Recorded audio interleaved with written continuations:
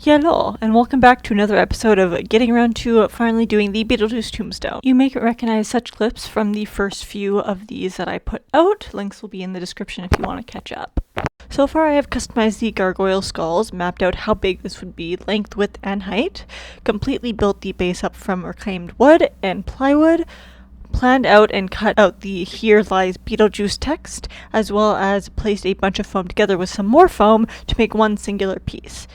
Adding the eventual glowing red plastic on, using some scraps I had previously cut off to add more texture, and started using even more spray foam to keep the base in its place. Ooh, Busta Rhymes over here. Oh, putting the gargoyle skeleton bodies further together, placing each body part near its respective body, placing the actual skeleton pieces onto the base and securing them, and then adding on the toilet paper mache concoction. And away we go. The last of this process, which was also time consuming but easy enough, I made sure to add wood glue between each of the letters to make sure they were all properly supported.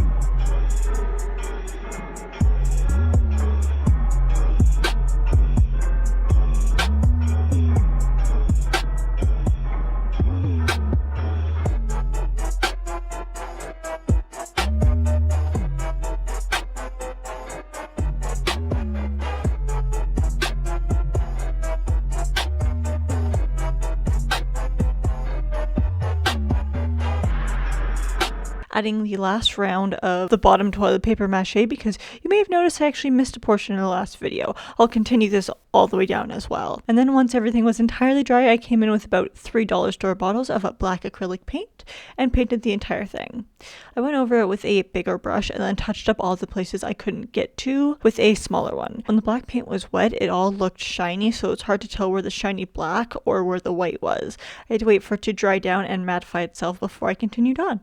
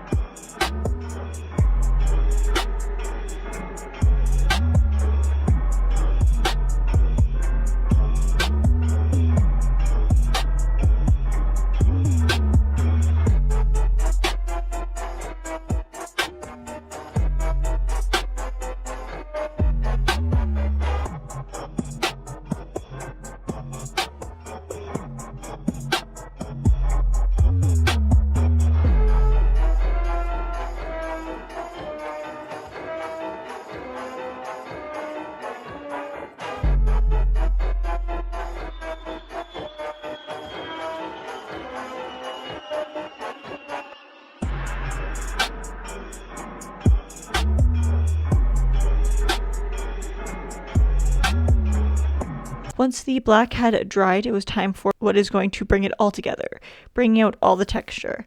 A dry brush of gray and white paint. I went back and forth between using a custom mixed gray that was very light and a white where needed. This makes it actually look like stone, bring out all that texture once again that was left by the toilet paper mache concoction, the foam, and the cutting.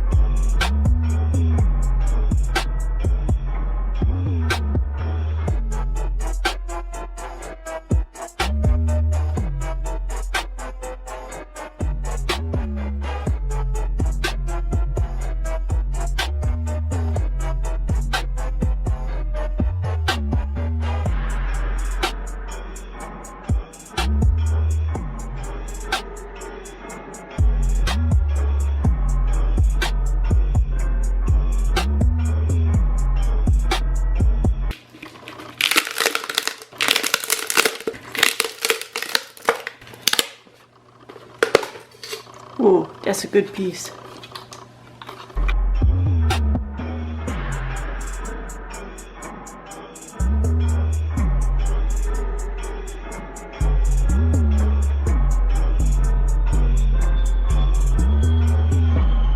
To seal it all together, as I do, I place the piece on the ground over top of some plastic to make sure this wouldn't get anywhere, and then mixed up some resin epoxy and added on my PP. Okay, then we begin. And then went to town.